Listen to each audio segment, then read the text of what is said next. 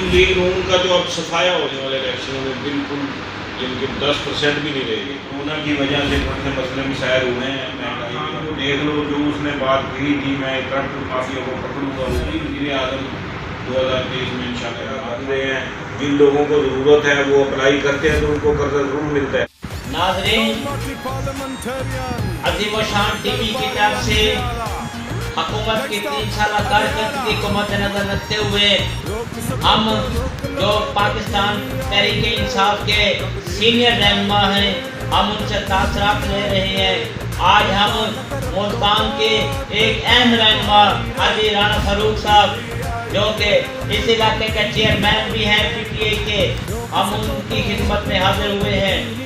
یہ ایک نہایت ملنسار غریب پرور شخصیت ہیں اور انہوں نے پاکستان تحریک انصاف کو اس علاقے میں شکست سے بچایا اور فتح سے ہمکنار کرایا. عام انتخابات میں یہ علاقہ مسلم لیگ نون کا گڑھ سمجھا جاتا تھا, مگر حاجی رانا فاروق صاحب نے اس علاقے سے تحریک انصاف کو وہ کامیابی دلائی ہے کہ تاریخی کامیابی دلائی ہے. وہ بھی یہ رہنما تھے پی ٹی آئی کے جو کہ حاجی رانا فاروق صاحب تھے. آئیے ہم اس جیسی عظیم شخصیت سے آپ کو ملواتے ہیں حاجی رانا فاروق صاحب. حاجی رانا فاروق صاحب, آپ یہ بتائیں کہ اس علاقے میں مسلم لیگ نون کا بہت زور تھا, آپ نے کیسے توڑا اور اس علاقے میں پی ٹی آئی کو کس طرح متعارف کرایا؟ بسم اللہ الرحمن الرحیم. سب سے پہلے تو میں آپ کا شکریہ ادا کرتا ہوں کہ آپ نے ابھی اس قابل مجھے بھائی جان, آپ کے علم میں بھی ہوگا, آپ بھی ماشاءاللہ ہمارے علاقے کے نزدیک سے ہی ہیں. یہاں پہ مسلم لیگ نون کا گڑھ تھا, یعنی کہ جتنے بھی ہمارے اپنے جو تھے قریبی رشتہ دار سب مسلم لیگ نون میں تھے. لیکن ہم نے جب عمران خان کا جھنڈا پکڑا تو سب لوگوں نے دیکھا انشاءاللہ اب جو ہے انشاءاللہ سپریم سویپ کرے گی پی ٹی آئی, اور بہت زیادہ ترقیاتی کام بھی ہمارے علاقے میں کروائے ہیں انہوں نے. مسلم لیگ نون کا جو اب صفایا ہو چکا ہے وہ آپ کے سامنے ہے. مسلم لیگ نون کا تو اب نام لینے والے کوئی نہیں رہ گیا. ان کے جو جتنے بھی کونسلر تھے, چیئرمین تھے, سارے ہماری پی ٹی آئی میں شامل ہو چکے ہیں. آج بھی 2 کونسلر ہمارے ساتھ ہیں, انشاءاللہ ملاقات کروائی ہے. انشاءاللہ آنے والے الیکشنوں میں بالکل جن کے 10% بھی نہیں رہے گی انشاءاللہ پی ٹی آئی نے بہت زیادہ ان کے. رانا صاحب, حکومت کی 3 سالہ کارکردگی میں آپ کیا فرماتے ہیں کہ یہاں پر غریب لوگوں کو ملازمتیں دی جا رہی ہیں, جو غریب ہیں ان کو کاروبار کے لیے کیا سہولیات دی جا رہی ہیں؟ 3 سالہ کارکردگی آپ کے سامنے ہے.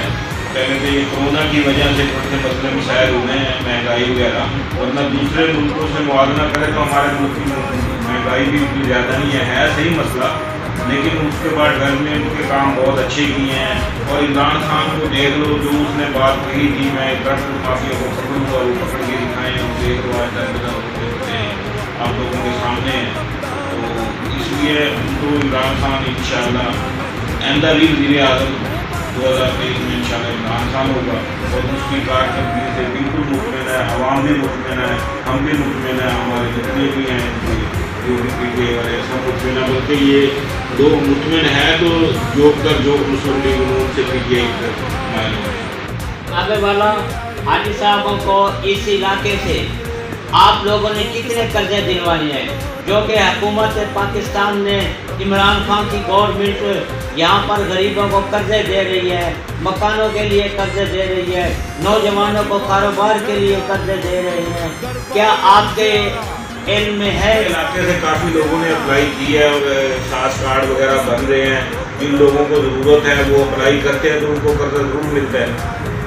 جیسے جیسے وہ کارڈ پہ پورا اترتے ہیں, جیسے جیسے کسی کو احساس کارڈ مل رہا ہے, کسی کو صحت کارڈ مل رہا ہے, کسی کو قرضے مل رہے ہیں, نوجوانوں کو مل رہے ہیں, تو بیماری کے لیے جس چیز کے ان کے حق بنتا ہے ان کو ان کا حق مل رہا ہے. رانا صاحب, کیا آپ نیکسٹ الیکشن میں پی ٹی آئی کی طرف سے ایم پی اے کے امیدوار ہیں؟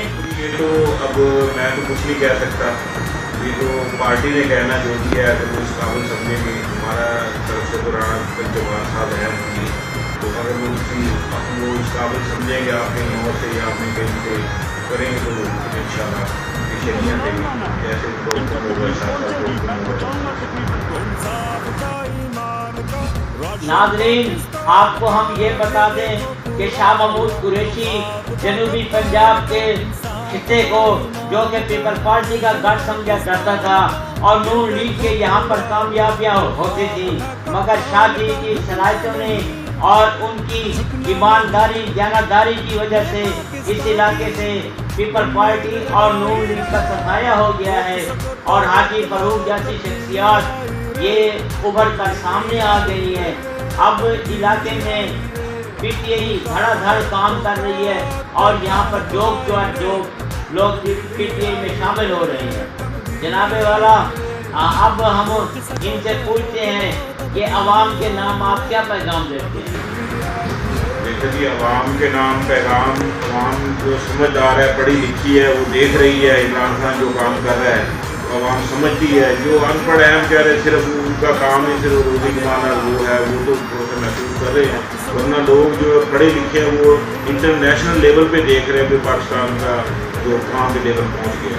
और इंशाल्लाह अब अफगानिस्तान के मामले में देख लो, पाकिस्तान ने बड़े अच्छी अचीवमेंट की है, तो अब इंशाल्लाह इमरान खान की अगली नज़र कश्मीर पे है, वो भी इंशाल्लाह अचीवमेंट करेंगे।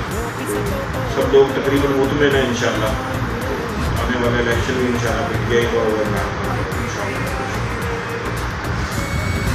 शुक्रिया जनाब राणा साहब। पाकिस्तान जिंदाबाद।